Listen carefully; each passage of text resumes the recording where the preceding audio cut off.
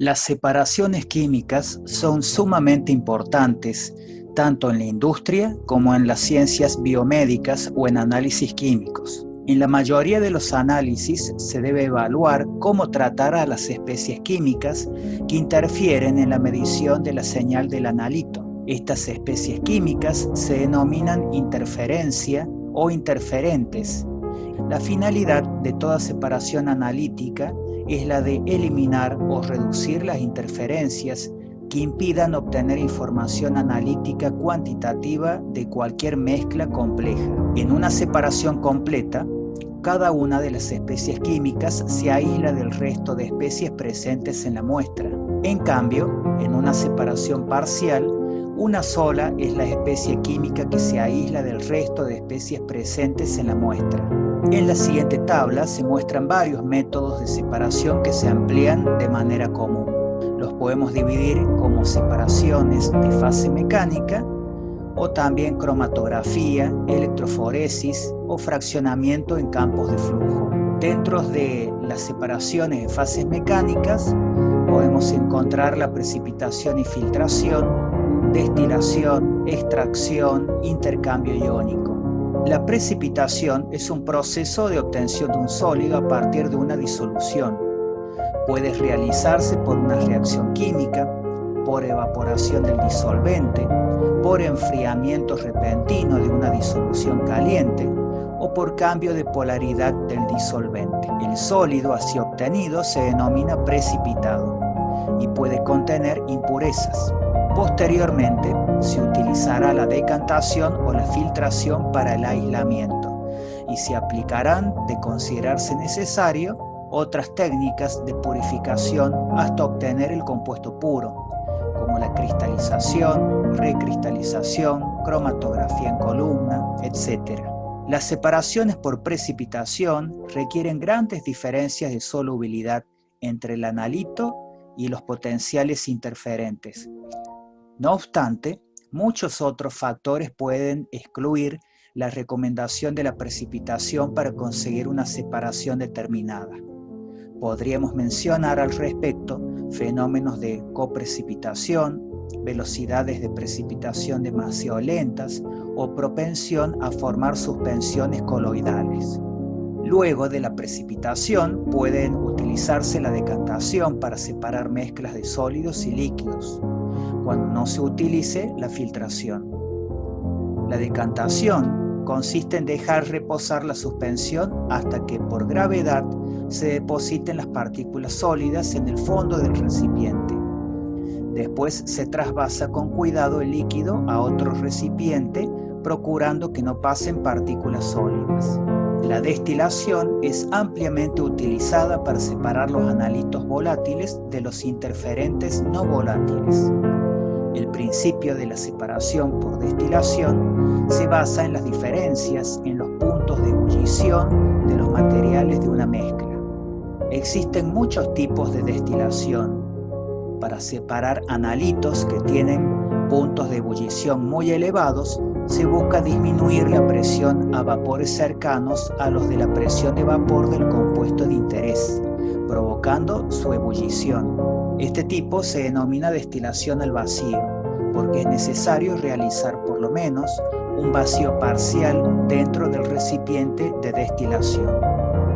Otra ventaja de la destilación al vacío es que podemos lograr la ebullición a menor temperatura, minimizando el daño al destilado como en la destilación molecular. La destilación por arrastre de vapor posibilita la purificación o el aislamiento de compuestos de punto de ebullición elevado mediante una destilación a baja temperatura, siempre inferior a 100 grados Celsius. Es una técnica de destilación muy útil para sustancias de punto de ebullición muy superior a 100 grados Celsius y que descomponen antes o al alcanzar la temperatura de su punto de ebullición. La destilación por arrastre de vapor es una técnica de destilación que permite la separación de sustancias insolubles en agua y ligeramente volátiles de otros productos no volátiles. A la mezcla que contiene el producto que se pretende separar se le adiciona un exceso de agua y el conjunto se somete a destilación. En el matraz de destilación se recuperan los compuestos no volátiles y o solubles en agua caliente, y en el matraz colector se obtienen los compuestos volátiles e insolubles en agua. Finalmente, el aislamiento de los compuestos orgánicos recogidos en el matraz colector se realiza mediante una extracción. La destilación fraccionada se utiliza cuando la mezcla de productos líquidos que se pretende destilar contiene sustancias volátiles de diferentes puntos de ebullición, con una diferencia entre ellos menor a 80 grados Celsius. Al calentar una mezcla de líquidos de diferentes presiones de vapor, el vapor se enriquece en el componente más volátil y esta propiedad se aprovecha para separar los diferentes compuestos líquidos mediante este tipo de destilación. El rasgo más característico de este tipo de destilación es que necesita una columna de fraccionamiento. La destilación fraccionada se puede realizar a presión atmosférica o a presión reducida, tal como ya se ha comentado en la destilación simple. El grado al que los solutos, tanto inorgánicos como orgánicos, se distribuyen entre dos líquidos inmiscibles difiere enormemente, y estas diferencias han sido utilizadas durante décadas para separar las especies químicas. La ley de distribución de Nernst explica este proceso de equilibrio químico de partición de un soluto entre dos fases inmiscibles. Según esta ley, la relación de las concentraciones de una determinada especie química A en dos fases inmiscibles es constante, independientemente de la cantidad de soluto que se disuelva o del volumen de líquido empleado. La constante de equilibrio químico K se conoce como constante de distribución. Generalmente el valor numérico de la constante de distribución se aproxima a la relación de solubilidad de un determinado soluto A en cada disolvente. La constante de distribución permite calcular la concentración del analito restante en una disolución después de cierto número de extracciones. La extracción líquido-líquido se utiliza con frecuencia para separar especies moleculares simples, compuestos de coordinación y compuestos orgánicos de las disoluciones acuosas en las que se encuentran inicialmente. El procedimiento se muestra en esta figura y consiste en agitar las disoluciones acuosas con un disolvente orgánico inmiscible con el agua y luego dejar separar ambas fases.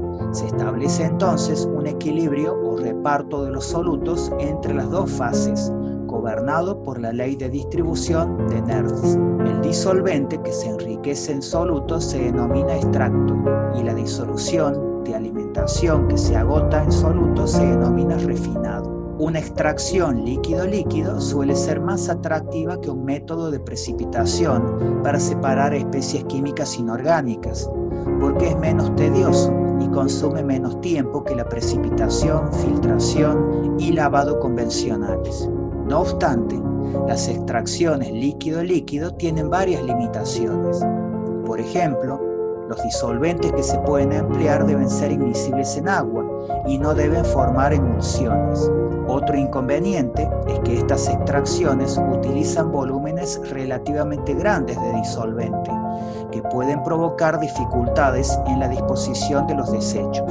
Una solución a esta complicación consiste en la aplicación de la extracción líquido-líquido del tipo continuo. En esta técnica se utiliza un flujo continuo de disolvente orgánico a través de una disolución acuosa que contiene la mezcla a separar. Si el disolvente es volátil, puede ser reciclado mediante destilación y condensación. Con este tipo de extracción puede que no se llegue a alcanzar el equilibrio, dado el corto periodo de tiempo que ambas fases están en contacto, pero el soluto se va eliminando de forma continua de la fase acuosa. La ventaja principal de esta técnica es que el soluto no se diluye en la fase orgánica como ocurriría en la extracción por etapas, ya que el mismo volumen de disolvente orgánico es el que pasa continuamente por la disolución acuosa. La extracción líquido-sólido puede ayudar a superar algunos de los inconvenientes mencionados. Las técnicas de extracción en fase sólida utilizan membranas y pequeñas columnas de barril, jeringa o cartuchos desechables. Para formar la fase extractora sólida suele emplearse sílice en polvo recubierto o enlazado químicamente con un compuesto orgánico hidrofóbico, que puede ser no polar, moderadamente polar o polar. Los grupos funcionales unidos a esta fase extractora sólida extraen compuestos hidrofóbicos en la muestra por medio de interacciones de Van der Waals o por extracción de la disolución acuosa. En un sistema de cartucho típico para extracciones de fase sólida, se activa o acondiciona primero la fase sólida extractora, luego se ingresa la muestra, las moléculas orgánicas se extraen de la muestra y se concentran en la fase sólida.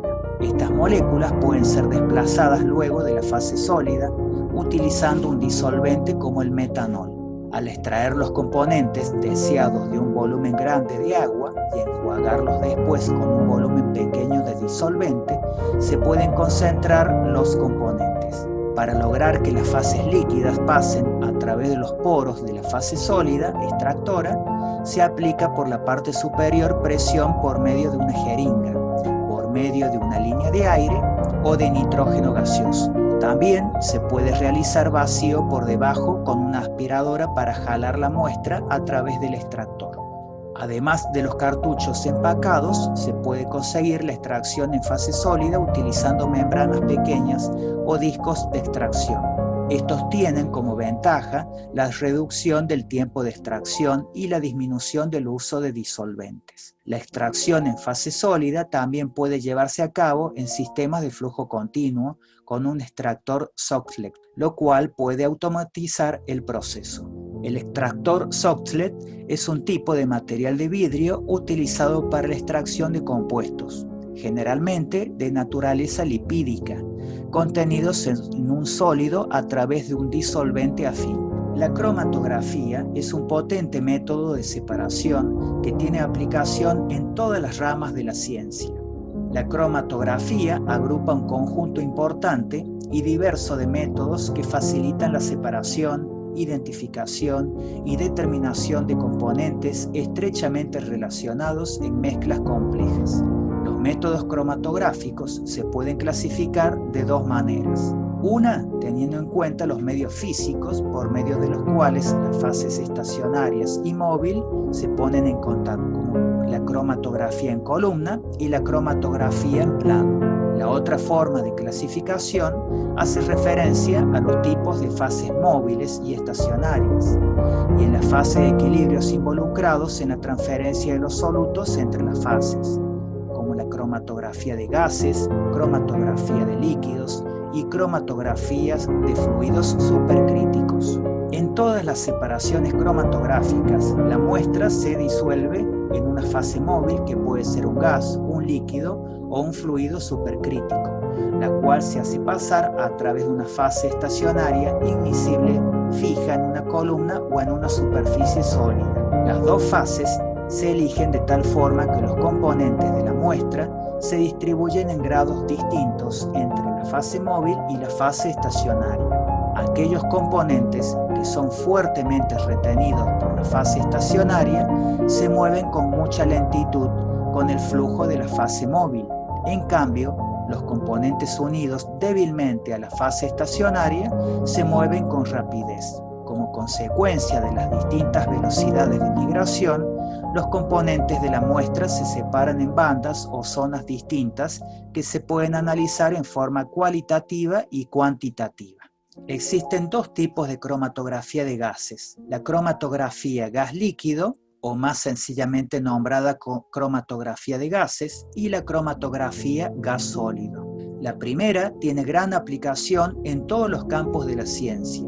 La segunda se basa en una fase estacionaria sólida en que la retención de los análitos ocurre porque hay absorción. En estos tipos de cromatografía, la fase móvil se llama gas portador o transportador. Este gas cumple básicamente dos propósitos: transportar los componentes de la muestra y crear una matriz adecuada para el detector.